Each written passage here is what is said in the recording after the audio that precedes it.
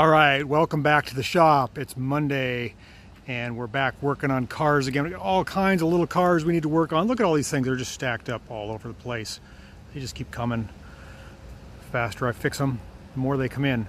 But it is like the tide of the sea, comes and goes.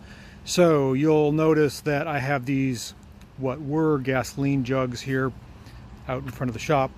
They're full of oil. It's waste oil that I've banked over the summer from changing oil on cars. I recycle that and use it to heat the shop. And it is 42 degrees and raining, in case you haven't noticed.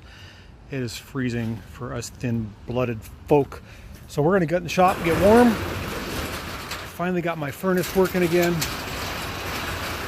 That is my oil furnace, which is right up there. It's that big red box that says clean burn on it.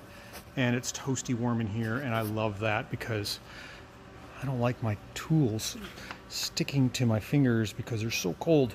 And we're working on our X1. This is our Fiat X1 project. It's made by Bertone. It's Italian. It's a 1980 model with fuel injection and a 1500cc engine.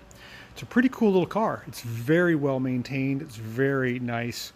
And we left off on Friday, finally figured out that the compression was 0, checked the valves, found that the timing belt had slipped 6 teeth, and I put it back on and still no popping, nothing. I got the cam and the crank right, but I didn't realize or didn't know how to set the distributor timing. I just assumed, and I think anyone would agree with me, that when you set the cam to its position, which is this little red dot right here, has to mesh up with this little pointer. You can actually see it through this little window right here. I don't know if you can see that or not. There's a pointer where my finger is, and it's got a shine or point at that red dot, and it's hard to get the camera there. That's got to be lined up. The crankshaft down below has to be lined up with this red, oh boy, I don't know if you see this or not. You see that red dot, that red mark up there? It's got to point toward that timing pointer. That's TDC. And you can verify that by looking way down here in the bell housing, right about, yeah, if I can show you, everything's really tight on this car. You see that timing markers down there, right down there?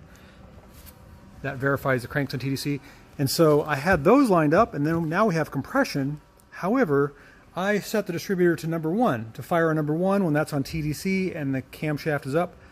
Wouldn't you know it, the Italians set it to number 4, and I didn't know that. So that might be why, well, I know it's partly why it wouldn't start for me on Friday. So I've got to take the timing belt off again, reset this to its timing place, the down crankshaft to its timing place, and then remove the auxiliary shaft, or the jack shaft, which in turn turns the distributor, to number 4. So I've got it set at number 1, and I wasn't getting any popping, nothing. I know I have spark. I'm not sure I have fuel, but I should be able to start this thing on starting fluid or a little something combustible, and I wasn't getting that. The plugs are wet, but not terrible. So timing belt's coming off. I'm going to reset the number 4, and we're going to try to see if we can make some noise. So hang tight. This is going to be fun. I love these little cars. Look at this thing. Who wouldn't want to ride around in one of these little Italian sports cars? They were affordable. I loved all the comments you guys gave me on the video last week. Let's see if we can get some more of those. Goodness, Stella. You are a funny dog. Are you ready to start this thing? We're going to start the Fiat X1 Bertone. You want to? Let's tell all the kind people, all the good people, what we did. Okay, so we got the door open in anticipation of things starting. We got our exhaust extension on our exhaust pipe, because if this does start up, it's going to blow soot and raw fuel all over my freshly sanded van. Don't want that. So what else do we do here? Oh yeah, timing belt is back on in what I think is the proper orientation. In other words, the crank is on 0 or TDC. The cam is through the little window like it should be. This does have an auxiliary or aftermarket cam gear, and it's got 2 marks on it. Somebody's kind of hot rodded it with this cam, I think. They've advanced it, which is fine. And then I've set the base timing, or static timing, to fire at number 4 at 10 degrees, which is crazy, but that's what the book says, or what's online. I also disconnected the fuel enrichment injector. This is the 5th injector, because I think the spark plugs are flooded. In fact, I know they are. So I don't know if the engine's going to fire, but if it does, it's probably going to run rough until she clears out. And I don't know if the fuel pump's working. I can't hear it. It's either silent or it's not working. So let's get in here and let's give her a whirl. Get my big boots in here. Look at this tiny little Italian foot box. Can you see that? The pedals are, look at my big boot. I can step on 2 pedals at once. Where's our key? Okay, let's try this. Okay, so our ignition's on. I'm gonna give her, put the foot to the floor because I'm almost sure it's flooded. Oh! Tried to go. I think I got to pull the plugs out. So badly wants to start.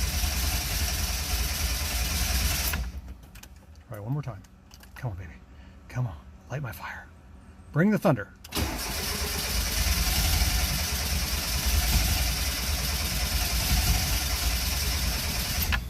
Ain't gonna happen. Okay, so we pulled the number 1 plug out. It's a little wet, but it's not, I mean, it's not leaving. I suppose it could have been super fouled and now it's dry fouled or whatever they call that. I might put some new plugs in it, but that should run. There's something else going on here. Their mystery is still unraveling. Okay, I've been messing around with this Fiat X1 Bertone a little bit. I'm fairly certain I got my timing right. I gave the distributor a little advance, rechecked it, made sure that it's firing on number 4 cylinder when it's on TDC. I still have my 5th injector unplugged. I do have the hose for the mass airflow sensor connected. Let's just give the starter a whirl. I don't hear the fuel pump, so that concerns me, but I just can't believe the fuel pump is out as well as... Okay, key on. No way. There we go.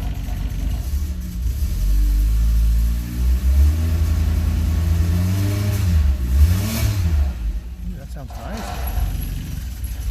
He's running. There goes my pipe. Got a lot of compression. Holy cow.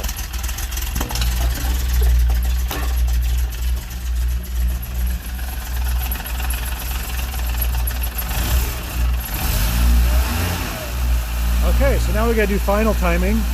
That sounds really nice. So that was the issue. Not enough base timing.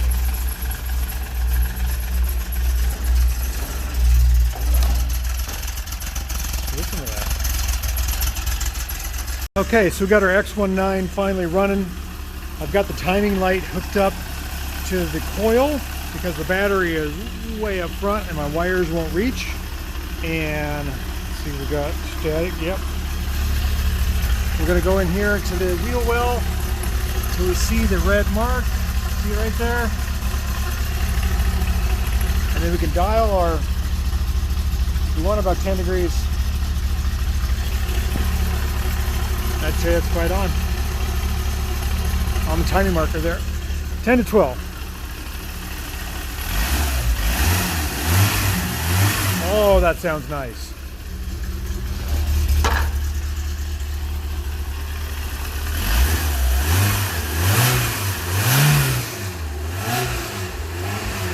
That's really nice.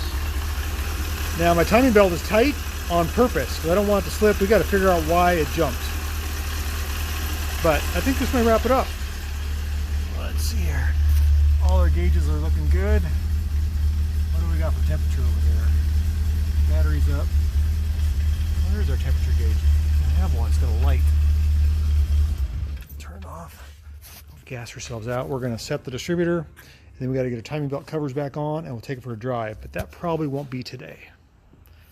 Thanks for coming along on this journey. It goes to show you that put your mind to it, you can figure it out. I don't have a manual for this car. The customer is supposed to bring me one tomorrow. So had I had the manual, I probably could have figured out it's timed off number 4 and not number 1. It would have saved some time. But we got to work with experience and a little know-how and a little luck. Thanks for watching.